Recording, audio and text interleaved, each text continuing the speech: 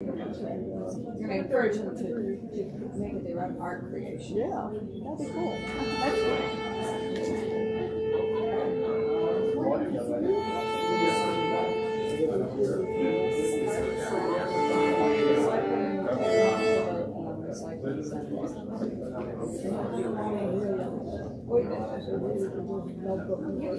You can't just dump them because glass will not be a police. Glass is just will grind down the sand. So glass in the landfill is no big deal. Plastic, landfill, big deal.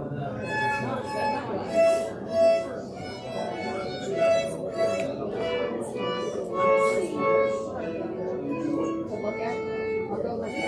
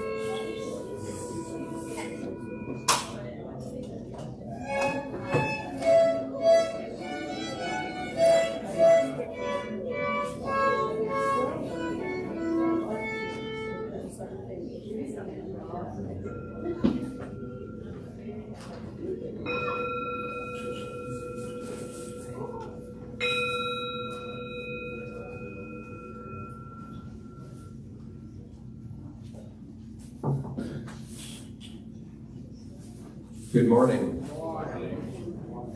Welcome to the Auburn Unitarian Universalist Fellowship, located on occupied ancestral land of the Muskogee Nation and housed in a building constructed by free, formerly enslaved African Americans. My name is Gary LaRue, and Sylvia Rogers and I are conducting the service today. We welcome you. We come here for different reasons: to find community, to nurture our hearts and our souls, to find comfort and be nurtured, to seek spiritual and personal truth, to explore new ideas. With time, we live into the answers for our many questions. On behalf of the members of the fellowship, I extend a special welcome to any of you who are visiting with us today, and to those of you who are just getting acquainted still with us. If you did not do so when you came in, please fill out our visitor book at the other end of the church, behind you, near the greeters, or you can also do so digitally online at our website, auuf.org/visitor. To keep up with the activities of this community, check the AUUF website, sign up for our email listserv, and watch for any announcements that are printed on the back of the order of service. Also, we have time for spoken announcements at the end of the service, which is a good way to keep up to date. Now, as we step away from the world for the coming hour, please silence your phone and any other electronic devices, and let us move into the service open to connection in all its forms. Our opening words are by UU Minister Sherry Woodbury. To all who are yearning for community, to all who are just getting started, to all who long to go deeper, to all with tender places needing care, to the ones who have healed and have care to give, for those who are curious and hungry to learn, for those who know that they have something to teach, for the ones who are just beginning to suspect they might nurture others becoming, to the young and the old, the innocent and the jaded, the fresh of mind and the deeply steeped. There is room here for each and every one. Come in, be among us.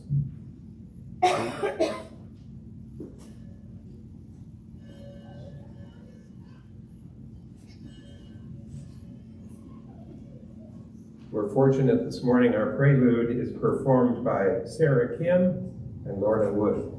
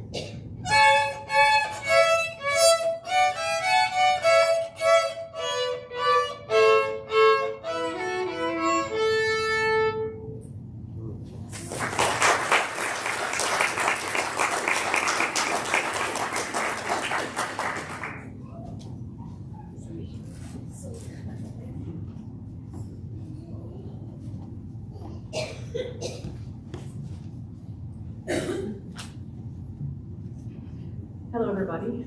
We light our chalice today, this morning, with these words from Tracy Johnson.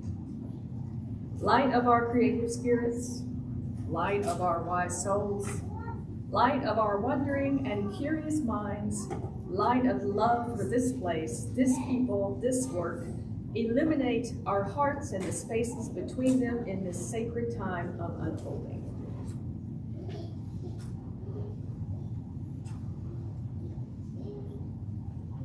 We also light a candle to honor the large number of families seeking to enter the U.S. at our southern border, making dangerous journeys, motivated by the opportunity of a better future for themselves.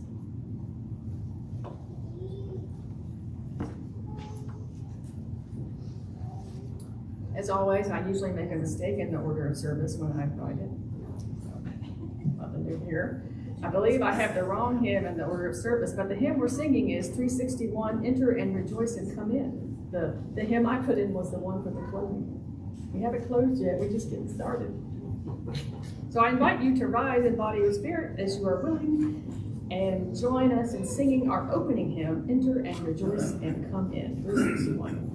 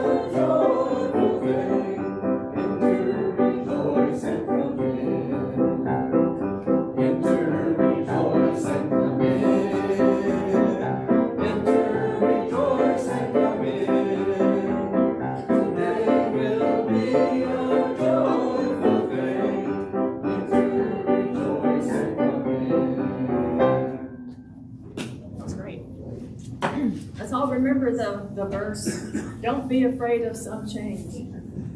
Today will be a joyful day. I'll remind you later. One of the ways we proclaim the warmth and caring of our community is by sharing our joys and concerns and milestones. We're going to begin with silent joys and concerns and milestones. Invite those here to one at a time, drop a pebble in our communal bowl during the music for meditation. Spoken joys and concerns will be invited following the music. If you're joining virtually, we invite you to type it into the online chat box. Lorna will be providing some wonderful instrumental music, Wake Now My Senses, which is a very famous UU song, so you probably know it.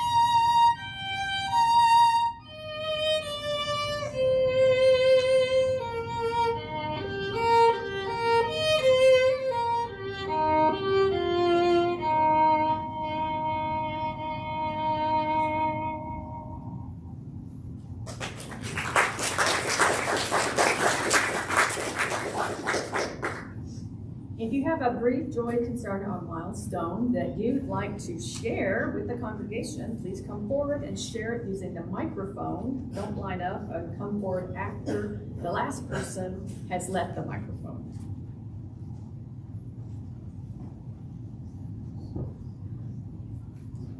Well, Thursday I canceled choir so we could all go to the East Alabama concert where Canadian Brass was playing, accompanied by the East Alabama Community Band, of which our own Carl Backman is part. It was magnificent, it was wonderful, and if you missed it, you should be sorry for yourselves. So I sent out an email just in case any of the choir wanted to show up to run through some songs this morning, and I got almost everybody. These people really love to sing, so I appreciate them almost as much as you do.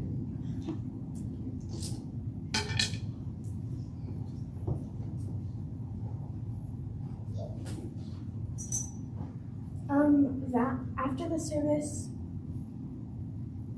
you can come make Valentine's with us in the RE building. Thank you. Wonderful.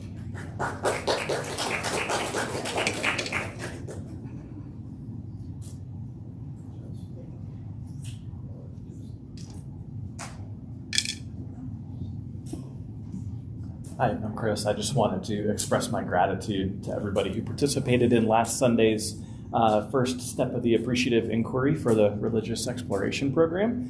I think there was some 50 of us in here, so it was really a great showing, and I just heard so many wonderful, energizing conversations about what are the most life-giving elements of the RE program.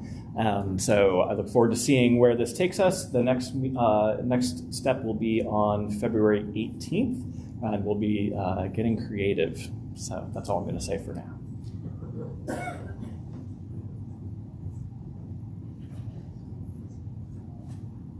Thank you to all who had quiet joys and concerns, as well as who shared their joys, concerns, and milestones this morning. May all the joys, concerns, and milestones of this community, those shared aloud and those still held in silence, be received into the care and concerns of everyone here.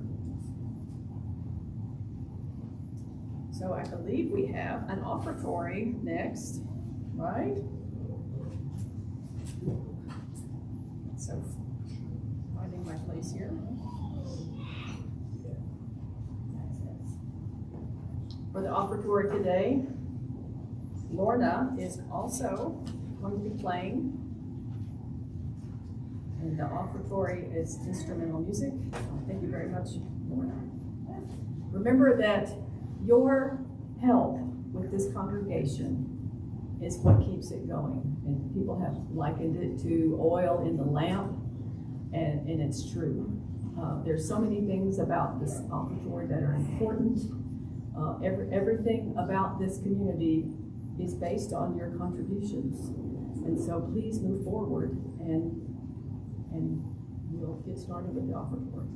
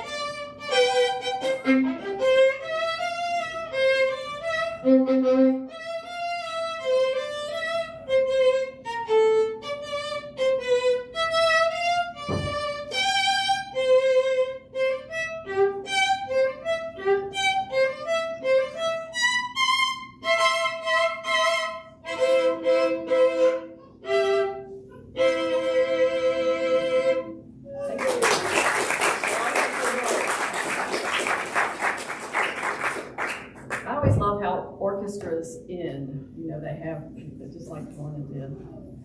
I forgot to note that you can make an offering online at auuf.org/donate, which is through PayPal. PayPal is great because it's secure, and then at the end of the year they can send you a whole link of whatever you're doing.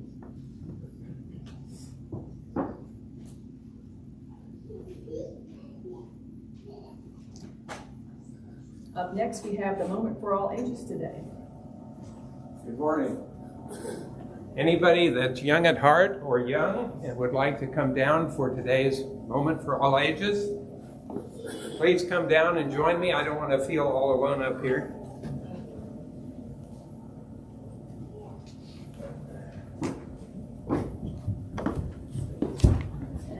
How's everybody doing today? Are you glad that the rain has stopped? No. You like the rain. Yeah, it's fun sometimes when it's raining. It's a good day to sit in a chair and read a book. And speaking of books, we have a story today that's called Little Girl Wanders. And it's a volunteer vacation. And so the theme of our service today has to do with volunteering. So this particular book is about, well, you'll hear the story. Let's get started. Little Girl Wanders, a volunteer vacation. And it's written by Eleni Charalambos, if I'm pronouncing that correctly, and illustrated by Tanya Varsaleja. And it's dedicated to all those who give up their free time to make a difference. So let's get started. She says, I always knew I would volunteer. I wanted to go and make some things very clear, that wherever we go and whatever we do, the people we help will always be part of you. So when I was older, I packed my bags and decided for a life that didn't involve tags. I chose some countries that needed help and booked flights for those whose lack of support I felt. I went to Bali to teach their youth. It was hot and humid, but gave me proof that everyone, everywhere, are all the same, even if they can't pronounce your name. I went to Greece to help the community, and guess what? They were just like you and me. They ate, they drank, and they played outside. The language was different, but that was no reason to divide. I went to Africa to teach in a school.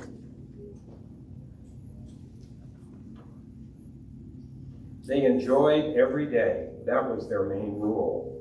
They ran, they jumped, they laughed, and they cried. It showed me that we are all the same inside.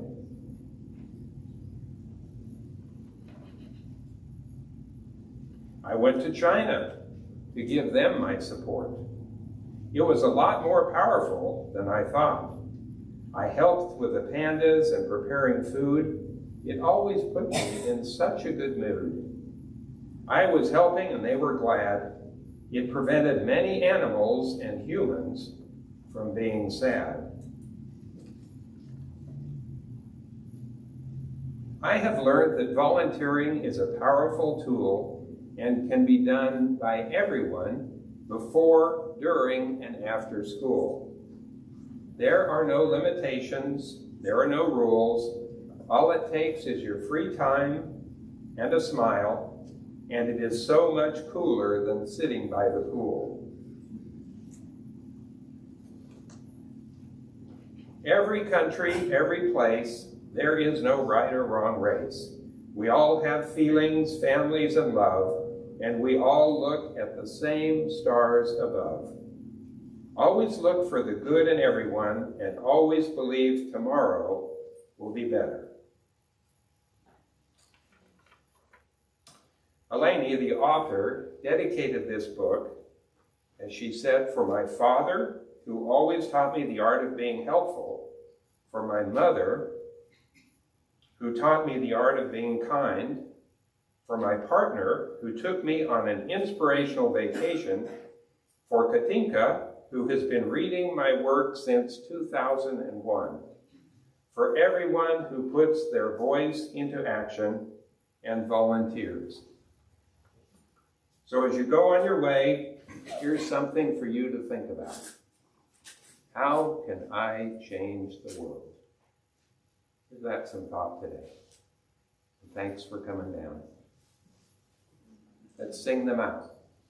May your honesty open to new learning. May your words bring truth into the world. May your hearts know love and your hands do justice as you go your way in peace. As you go your way in peace. As you go your way in peace.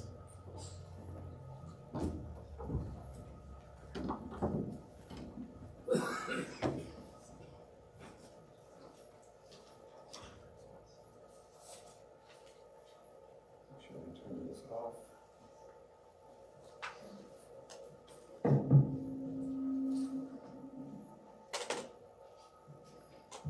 I don't think I need to be double mic'd.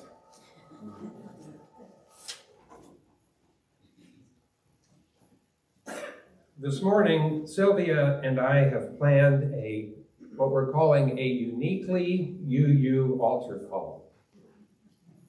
we are inviting you to consider being part of a 4-person team that will plan and produce a Sunday morning service sometime during the coming months.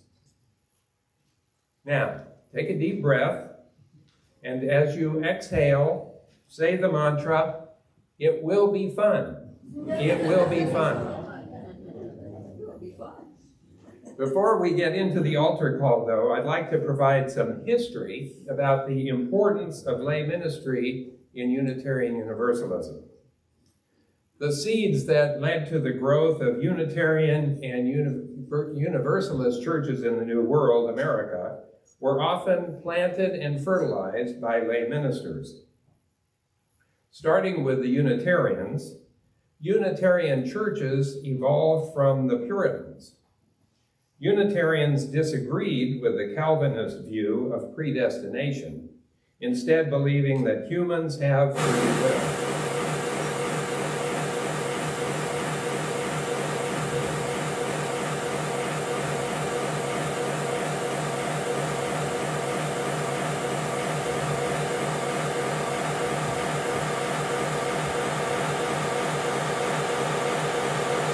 I don't know the Calvinist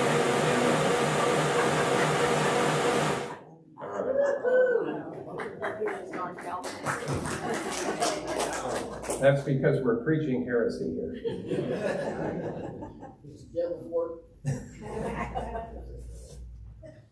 So the Unitarians disagreed with the Calvinist view of predestination, instead believing that humans have free will.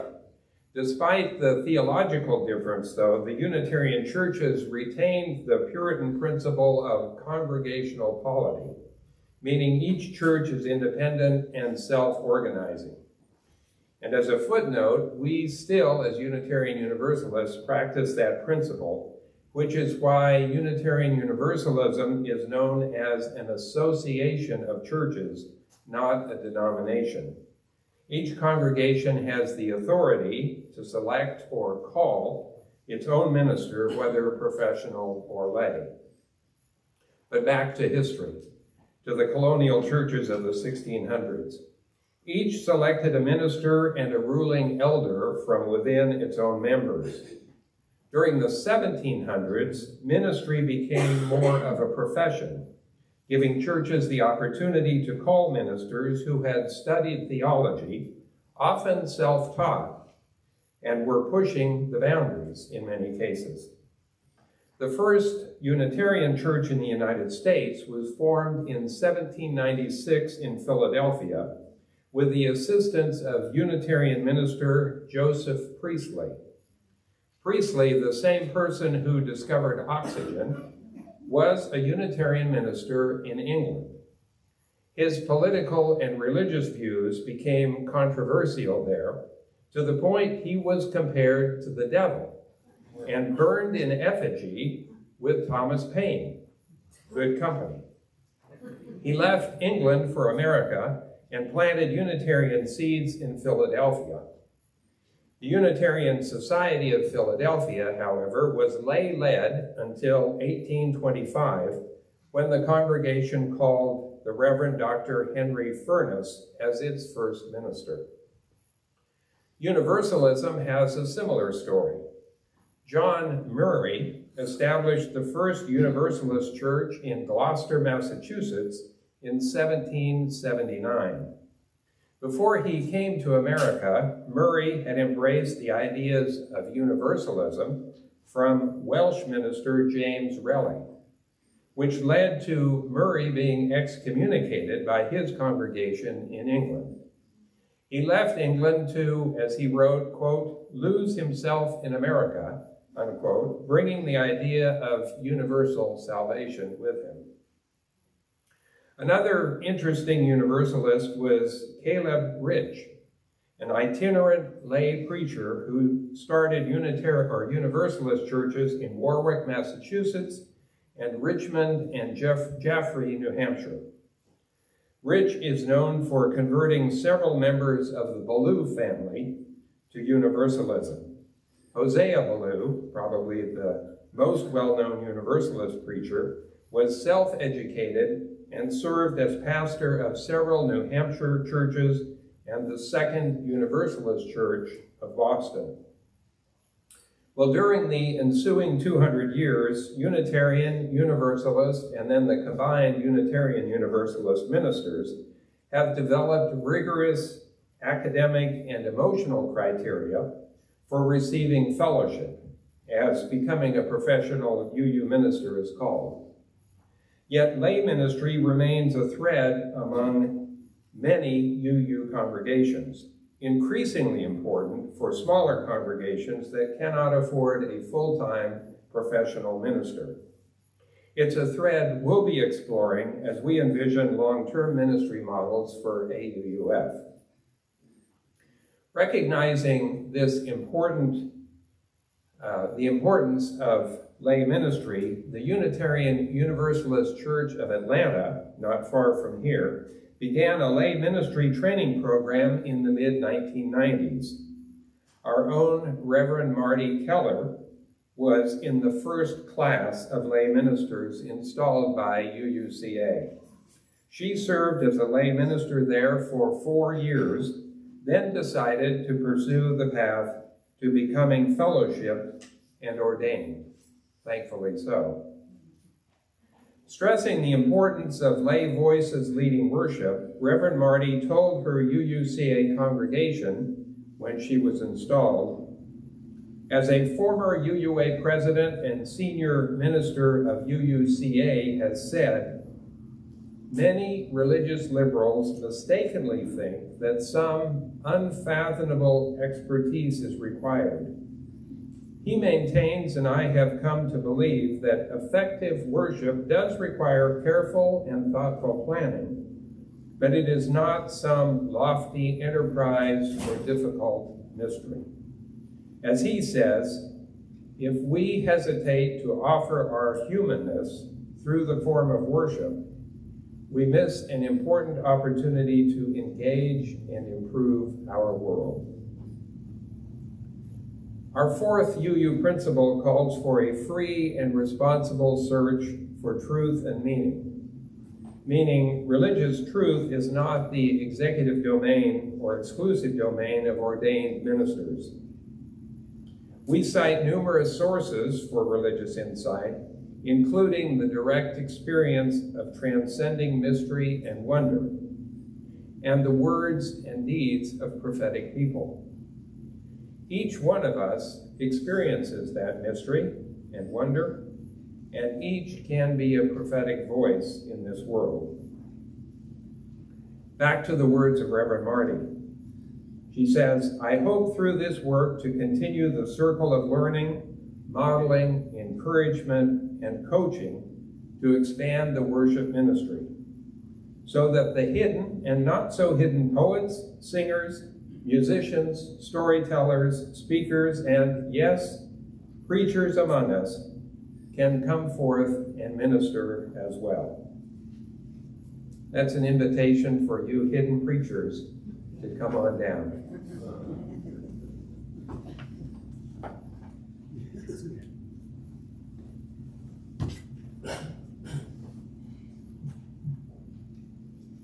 So to build on what Gary has been talking about so eloquently, you use in so many places in the past and the present, participate and create lay-led services, just like we're doing right now. Lay-led services build a spiritual community by creating a shared spiritual experience. So we at the Sunday Services Committee is the committee that oversees this, and that's Robert Zabawa and I are the co-chairs, and other members are Amy Kaiser and Gary LaRue, sitting right there, Martha Law, Herb Denmark, Daryl Crutchley, and Reverend Marty. And so, since we have not had a full-time minister, we've been doing that. And we've had so many amazing lay-led services. So one of the things that people think, probably, maybe that's a question in your minds, is how do you get ideas for a lay-led service? Well, there's lots of ways to have ideas. The topics are almost endless. Just last week, Jason Pratt was our lay-led service leader, and he had a service about recycling. We've had drum services, services to commemorate important holidays, events, or people. We've had poetry services, services on gardening, education, civil rights leaders, love, social justice, prison arts, services on opposing the death penalty, environmental causes, and so many, many more. We've had services where members contribute songs and poems. Plus, we have traditional UU services like the Flower Communion or the Christmas Eve service and other things. So over the years that this fellowship has existed, we've had tons and tons of lay-led services on a whole variety of ideas and modes of presentation. Where do all these ideas come from? Well, you have a passion about a topic, maybe, and you want to share it. Maybe your life experiences. Maybe there's an event that's very important. Maybe you think there's a problem to be solved in the community. All kinds of things. For most of the services, there's some linkage to something that's related to UU principles, or such as the inherent worth and dignity of every person, or respect for the interdependent web of existence. So usually there's somehow it relates back to us as a community. So as you're sitting there thinking, well, what can I do a service on? Just think about those things. Maybe you have a story to tell, and I can tell you right now, we are ready to listen. So just as I had noted before, a service creates a shared spiritual experience and is a great first impression for new members. So what are the components of a lay-led service? Well, they're very similar to the components of services when we have professional ministers. For instance, we have some kind of words of welcome. We light a flaming chalice or some equivalent, and that's something similar to the symbol of our faith. We have some kind of multi-generational segment, such as the moment for all ages. A lot of times that's a story, but it's not always a story. Sometimes we've had different kinds of moments for all ages. We have music, both instrumental and vocal, in a variety of styles. We had, like today, we had a prelude and opening already, closing hymns, and we have instrumental music during our moment, our joys and concerns, as well as offertory. We have time for lifting up the joys and concerns of our congregation. I would recommend not skipping that part. We have lots of readings sprinkled throughout, most often in the opening and the closing. We have what's called the program or sermon. This is what we're doing right now, either by a guest. It doesn't have to be somebody here. We've had guest speakers in the past or a member of the congregation. We have an offertory, which is very important, which is finances, donations for the congregation or for justice work in the community. Does every service have every single thing all the time? No, we've had services where there's much, much more music and very short program, or maybe the music is the program, or we've had a program that takes up most of the service with very little music. But we do recommend that you have some kind of words of welcome, a chalice lighting, an offertory, joys, concerns, and milestones, announcement, and a benediction or closing. Those are sort of the basics. I think people might get upset if you skip the offertory, because that's how we survive every month.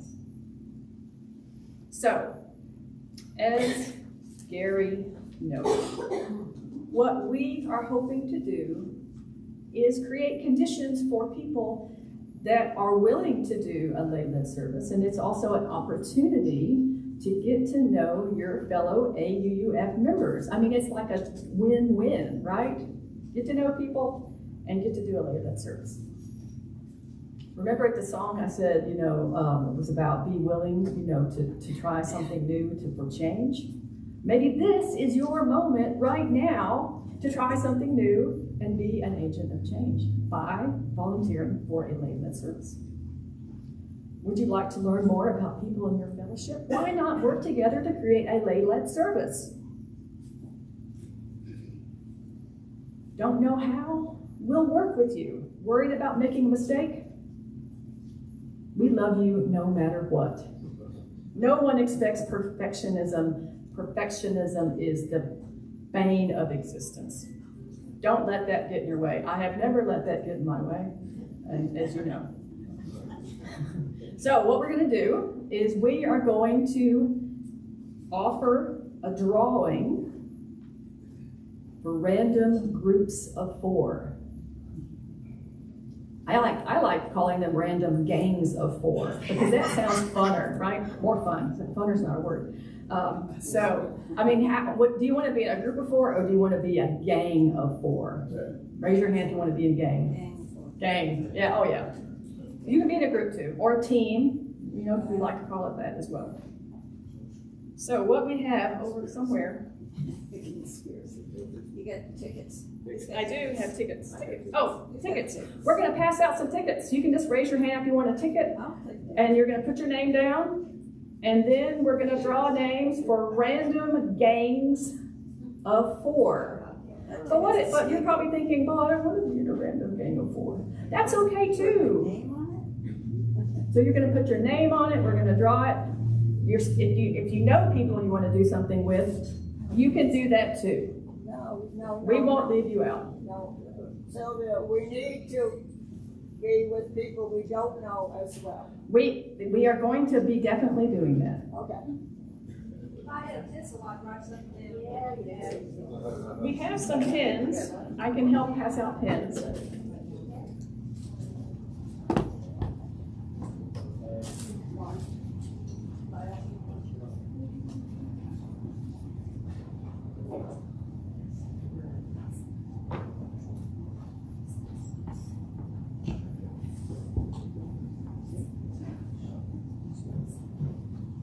So we are going to do the drawing for the random gangs of 4. I like saying it, random gangs of 4.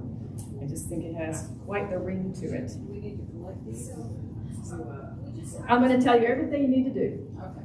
So as soon as we get everybody who has a piece of paper that wants to do it, thank you very much for those passing out the papers, Martha and Gary. We're gonna get it up together, and we're gonna find a wonderful volunteer that's going to be. After you write your name on your paper, we're going to collect them again because we have to have something to draw. You need some collectors. Yeah, so some collecting. We're going to get a bowl, and we're going to draw from the bowl. And I want to thank everybody who's so brave that has been willing to write your name down to be a random gang of 4. First service I ever did was in 2019, and it was about gardening. And the reason I did that service about gardening was because I have a community plot over at the university, and I was really getting into doing the gardening there. That was the whole basis of my first idea. That simple. Okay. Now, do we have a volunteer that would like to draw the gangs of 4? Oh, I see somebody. Come on down. Carter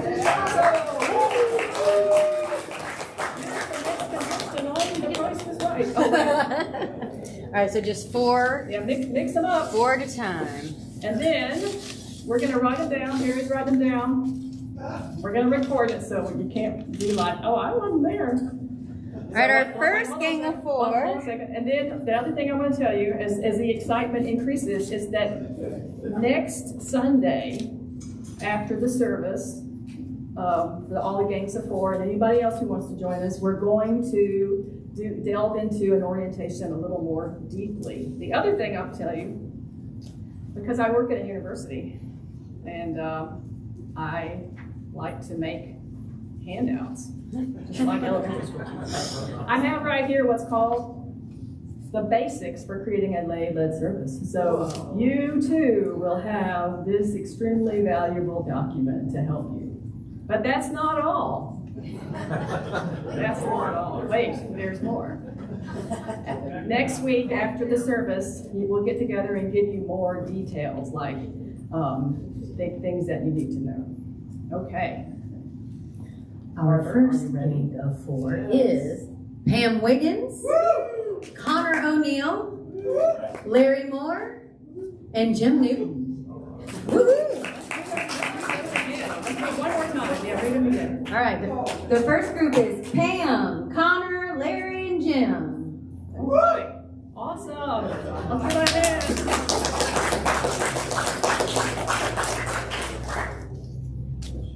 Okay. All right, our next gang is Ralph Banks, Connie Ressler, Marcia Ross, and Chris Baskier. Right. Let's do that Ralph, Connie, Marcia, and Chris. all right. That is a outstanding group of outstanding gang of 4.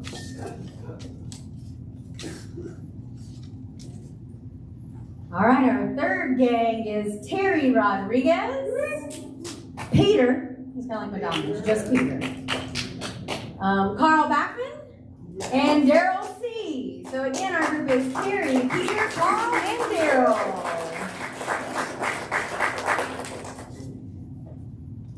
Our last gang is a gang of 3. That's all that's left.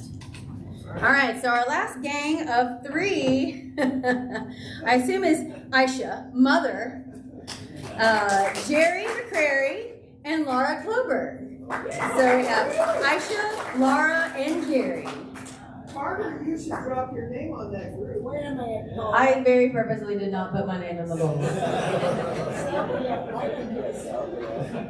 Sylvia did not put her name in the bowl. She's kind of always on these committees, I think, Yeah. de facto. I do a lot of services. We're trying to get new people to do the services. Y'all are going to get tired of me. We call for a volunteer 4th member. Anybody want to join that last gang? Aisha, Jerry, and who was the other one? Laura? Oh, yeah. You can ask me, maybe.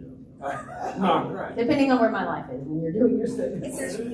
We'll have you sign. Okay. Right, I have Carter in parentheses. Yeah, maybe. I'm the alternate. Okay, y'all are the best. What a brave group of people. Let's all give everybody a hand. I was worried. I was telling Gary, I was like, well, maybe we'll get at least one. But we got like a whole bunch of people. So I'd like to thank you. No, for real. I said, I think, being willing to step up and work with people that you may or may not know very well, maybe you've known them a long time, maybe you haven't, is I think a great opportunity to do something that will build our spiritual community, and we all get to enjoy it together. Again, I will reiterate, perfectionism is the bane of our existence, but don't get misled by the fact that everything has to be perfect. What about the rest of us? What about the rest of you? Do you want to join in? We all do. So what are you suggesting? We need a congregation. Well, we do need a congregation. Show up for our service. So there's only 4 at a time doing the service, so everybody else has got to be the audience participant. And invite your friends. And invite your friends. Hey, I'm doing a service next week. One time years ago, we had a AUUF table at some event at university. And so people would come by, they didn't know what Unitarians were, and we asked people. Yeah, well, we currently have a UU college group. And so we do, well, they do come actually sometimes. So, but that is a great idea. And so we have done some tabling of this. City Fest, Jen. Yeah, City Fest, that's a great idea. So we're kind of in the comment section of the service. I think we kind of moved in there automatically. Does anybody have anything they'd like to add or say about what we're embarking, this exciting saga? I have something to add. So I did a service many years ago called Motion and Movement, because I like motion and I like movement. And in that particular service, that was the day that Tom and Angie Hodges showed up for the first time. And because of that service, they kept returning. So it can happen that you create a service that brings in a whole set of people, because you never know who's showing up. So I invite everyone to invite their friends. If you're part of the random group of 4, there's 4 people who can invite one other person. That would be 4 new people that could come to your service.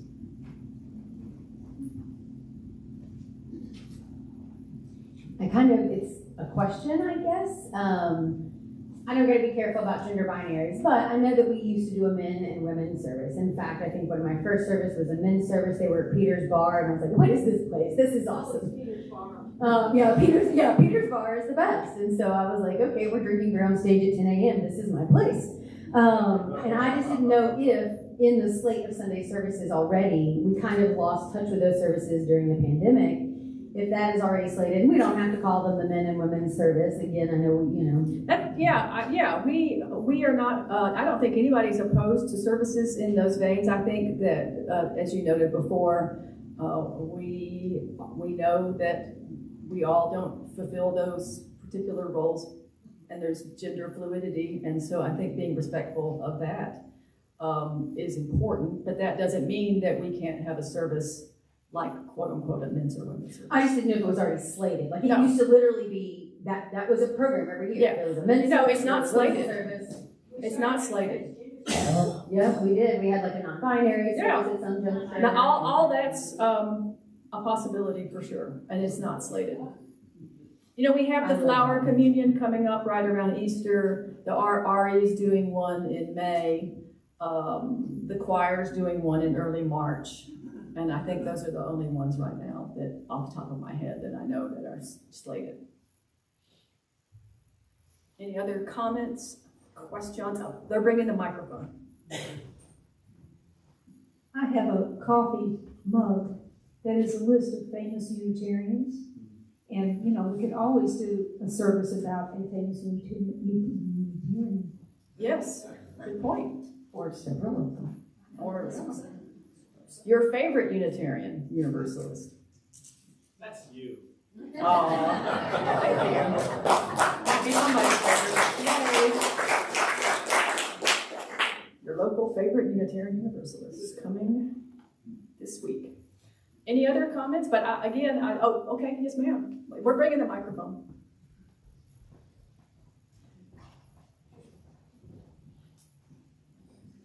I would love to see a service about why people became Unitarian. Oh, yeah. I think that's extremely interesting. It is extremely interesting. I think that would be an excellent idea. We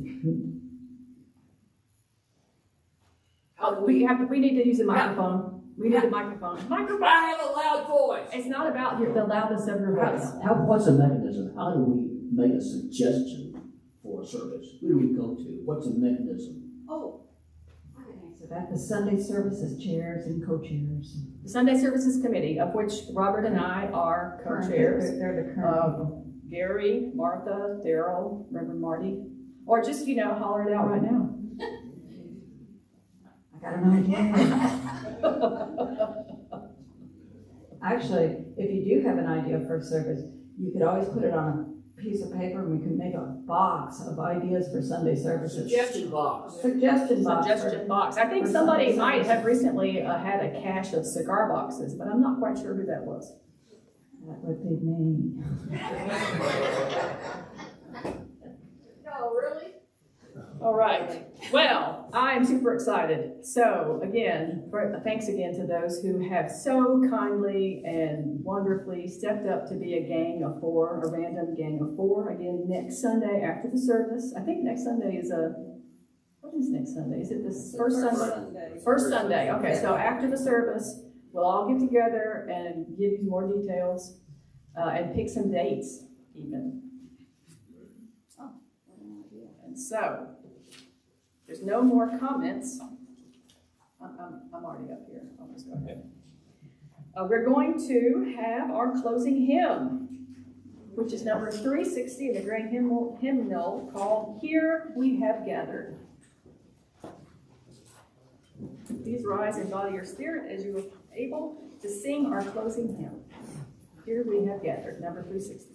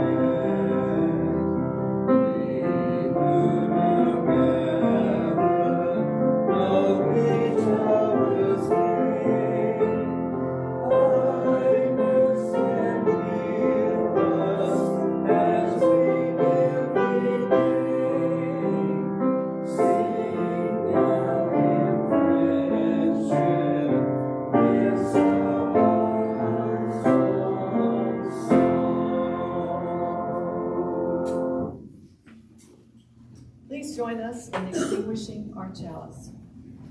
We will find the words in our order of service. We extinguish this flame, but not the light of truth, the warmth of community, or the fire of commitment. These we carry in our hearts until we are together again. Please feel to the feet. Please stay after service for coffee and conversation here in the sanctuary. If you're visiting, we hope you'll stay, meet some new people, get a feel for our community. If you want to still sign up to be a gang of four, let me know. If you are not signed up for our email list, please make sure to receive updates about activities and ways to connect.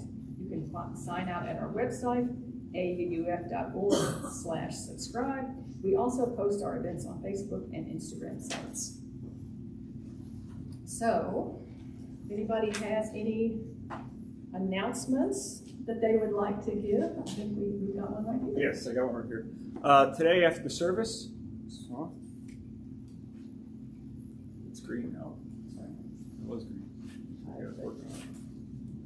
Y'all hear me? There we go. After the service, we'll be having the Valentine's Express. Valentine's Express is an opportunity for the community to make gifts during Valentine's Day, which are cards. The community and the RE program will be over in the RE building with stamps and paints and stickers and anything to make these cards, and then we'll collect them all, and in I think it's 2 or 3 weeks we'll be selling them, and then during Valentine's Day or the service, I think just prior to Valentine's Day, we'll then hand them out or mail them if that's appropriate. So please join us, grab a cup of coffee, come over to the RE building and help us make Valentine's Day for everyone.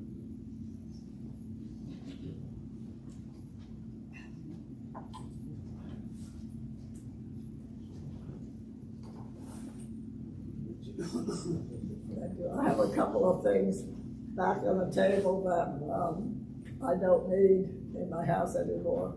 So take a look, and there's I think 3 CDs, and there's a framed print you might want. It's nothing like Conrad's. What else is there? I already took them. Okay, well, take a look. All right.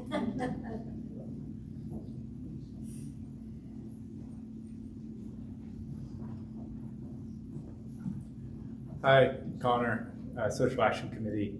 I'm going to send an email about this, but given the topic of the program today, I figured I'd seize on some of the energy. In a couple weeks, we're going to be doing a service where we're soliciting nominations for organizations to be recipients of Giving of the Plate. So I just want to plant the seed. We'll be calling on folks to kind of stump for or advocate for organizations that they care about or would like us to support. So just planting the seed, thinking about those kinds of places. Okay, thanks. Thank you. Any other announcements? Okay, excellent. Please join us in our self-benediction.